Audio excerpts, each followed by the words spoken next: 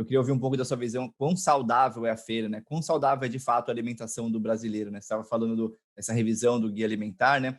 Como é que você vê a alimentação do brasileiro, a questão das feiras e do geral, né? O clássico ali, arroz, feijão, bife, batata frita, como é que é na tua visão isso? Eu acho que assim, eu não sei se já não está mudando esse arroz feijão, sabe?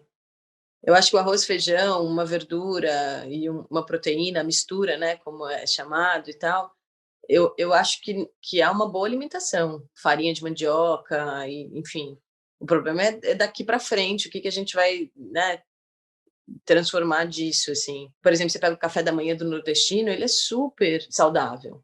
Cuscuz de milho, leite, um queijo, às vezes, né, mais até do que o leite, é mais saudável. Batata doce cozida, inhame cozido, enfim, tapioca, e é muito mais saudável do que muita coisa que, né, de como a gente está transformando o nosso café da manhã, por exemplo. Então, mas assim, as feiras, eu acho importante as feiras livres, os mercados de rua, eles são importantes, porque é comida de verdade. Por mais que não necessariamente seja orgânico, é melhor comer comida de verdade, ainda que convencional, né, agricultura convencional, do que industrializado.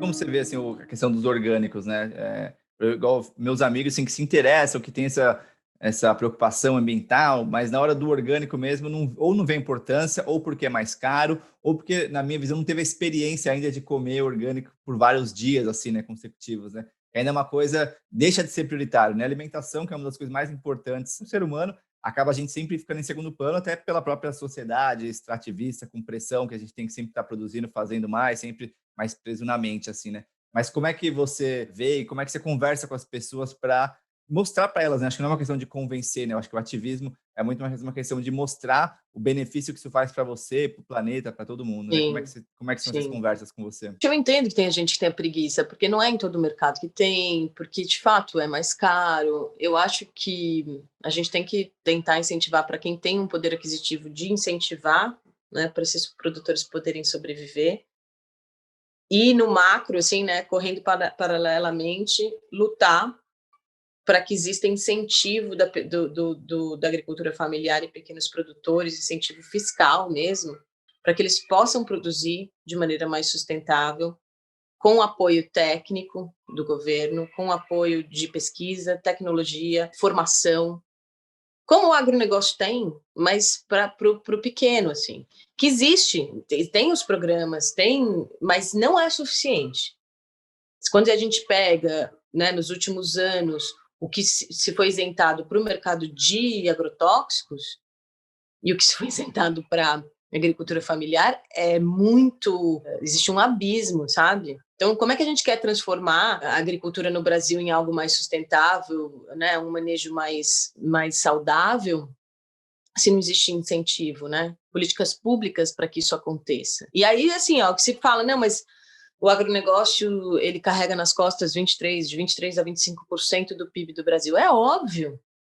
Primeiro porque a gente tem o tamanho que tem, a gente tem um histórico rural, né? Já não é mais tão rural, mas foi muito rural, e é um incentivo atrás do outro, assim. Acho que poucos setores são tão incentivados do ponto de vista fiscal e tudo, como o agronegócio. E aí o que eu desejo é, primeiro, que esse incentivo seja equilibrado para a agricultura familiar de manejo sustentável, ou seja, isso precisa mudar radicalmente, ou seja, as pessoas que estão produzindo dessa forma, elas deviam receber para isso, sabe? Isso acontece na França, inclusive, porque existe um benefício ambiental que a gente não consegue precificar, mas é gigantesco.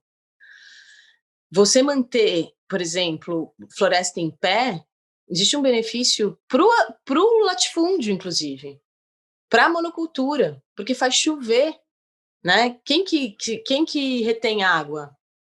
Floresta.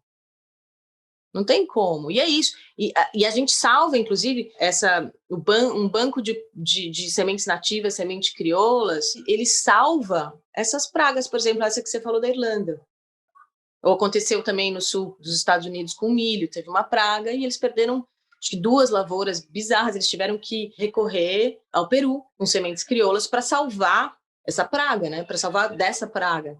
Então, é isso o que eu estava falando, assim, quando você faz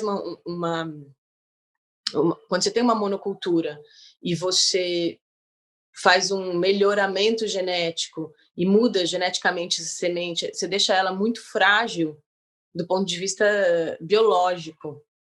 Pode ficar mais produtiva, pode ficar até mais gostoso, pode ficar maior, mas frágil do ponto de vista biológico. E muito suscetível a pragas. Aí o que você faz?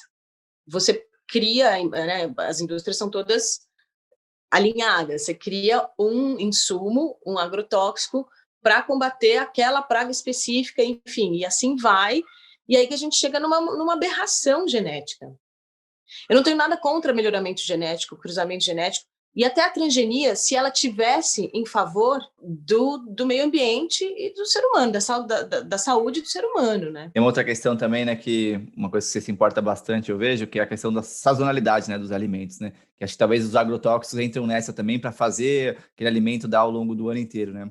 Eu fiz outro dia uma live com a Veena Ticuna, uma nutricionista indígena, e foi o que mais chamou a atenção do meu pai. Ele falou assim, pô, mas ela falou assim que só come melancia na época que tem melancia, né? Que é uma coisa óbvia para os indígenas, né? Mas para a gente não. Você vai no mercado, tem tudo lá o tempo todo, né? E somente no Brasil. Ninguém percebe a loucura que isso é. Então, a gente chegou num ponto do consumo e da disponibilidade que ele é insustentável mesmo, né? Não é bom para o meio ambiente nem para a gente. Porque se não é bom para o meio ambiente, não é bom para a gente. A gente é meio ambiente, a gente só esquece disso. A gente é meio ambiente. Uma desconexão muito grande. Ele não está afastado, né? A gente fala como se ele tivesse divorciado da humanidade.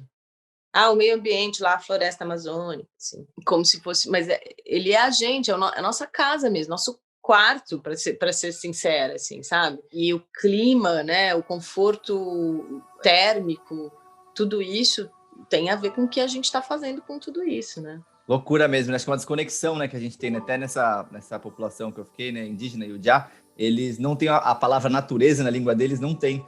Eles usam a palavra em português, natureza, porque nós somos a natureza, né? Acho que tem uma desconexão tão grande, né? O homem é a natureza, então a gente tá aqui, até a palavra recursos naturais, eu acho um absurdo, né? Como se fosse recursos que tá ali pra gente usar, né? Ou recursos humanos, né? Como se fosse outros humanos fossem meios pro nosso fim.